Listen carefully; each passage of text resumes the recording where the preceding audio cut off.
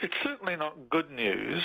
The good news came earlier this year when the polls showed Labour making steady progress. Recently, they've been falling back. So, no, it's not good news for Mr Shearer or the Labour Party for that matter. Is it bad news for him in terms of his position as leader? I think he's probably still safe, Larry, because the difficulties that lie ahead of anybody attempting to replace him are just huge. OK, what does that mean? You believe the others, Mr Cunliffe, Mr Robertson, they have given up because they believe that Mr Shearer will be the fall guy, that it's all over Rover at this point?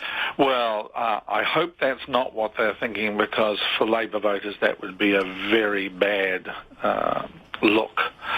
But I think the real problem is that the Labour caucus is so factionalised now that there just aren't the numbers for anybody, really.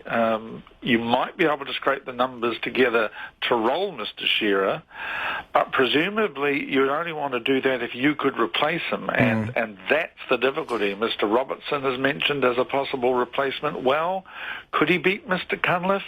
Could he beat Mr Cunliffe if Andrew Little was also in the race? Because the vote actually would go, it's part of the membership but also the unions now, isn't it? Well, that's right. And it's just probably too big a risk, Larry, for any of the contenders.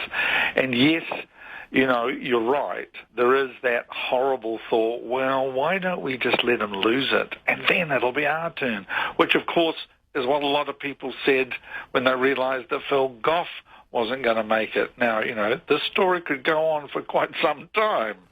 But if you were going to do anything, going to move, if the party was going to do that, now would be a good time.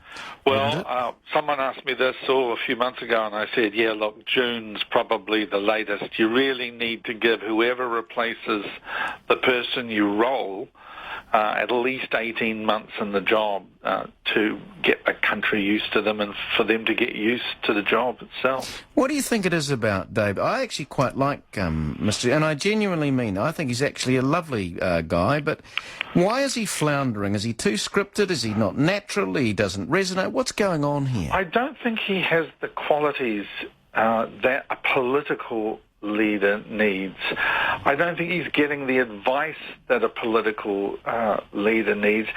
And, you know, leadership has this funny habit of attracting the sort of advisors it needs to succeed. But David Shearer's never been that sort of guy. He's always been the guy who went where he was sent and worked with what he found there, which is great if you're a UN troubleshooter, but not so good if you're a political. Would you rule out a coup? Yeah, for the reasons I've outlined, I think a coup is unlikely unless somehow, you know, the factions that are currently fighting each other, at least one or two of them coalesce, and then it's all on. Chris, thank you for that. Appreciate it. That is Chris Trotter, NewstalkZB. It's 28 to 6.